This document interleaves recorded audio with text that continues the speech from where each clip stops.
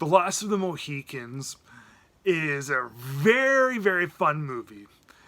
It is based on a novel and made into a movie in the 1930s, but skip that one.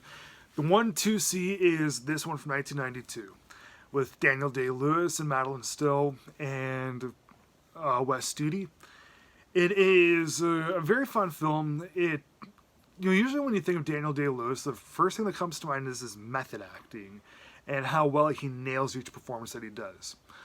Well, with Last of the Mohicans, he does do a pretty good performance, but it's nothing really Oscar-worthy.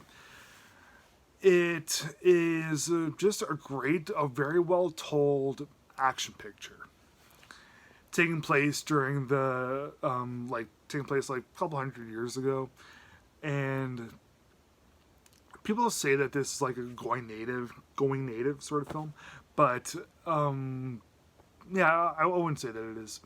It's not really like Dances with Wolves. Dances with Wolves, it's a better film, I found.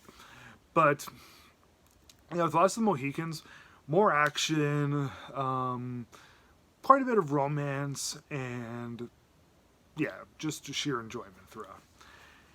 It's directed by Michael Mann, and this was...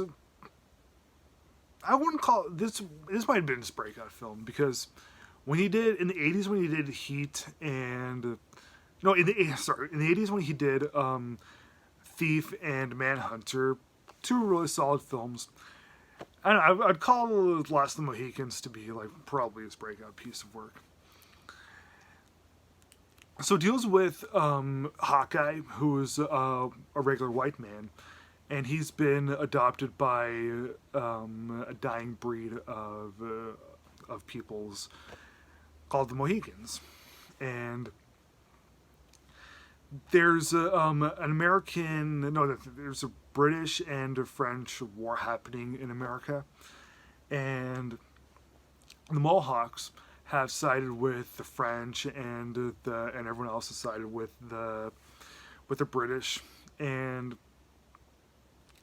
yeah, two different tag teams going at it with each other. It's enjoyable to see. The action is very well made. The romance, it's pretty steamy stuff, and I'd say the performance by Wes Studi as the head bad guy in this really takes the cake as being the best performance of the film. I know that it's got Daniel Day-Lewis, but he can't always be Lincoln or Daniel Plainview. It's really Wes Studi who almost has this aura about him as such an evil person that when anything happens to him, you just feel just a tremendous amount of hate for him, and I thought that was a really well made thing that this movie had to offer.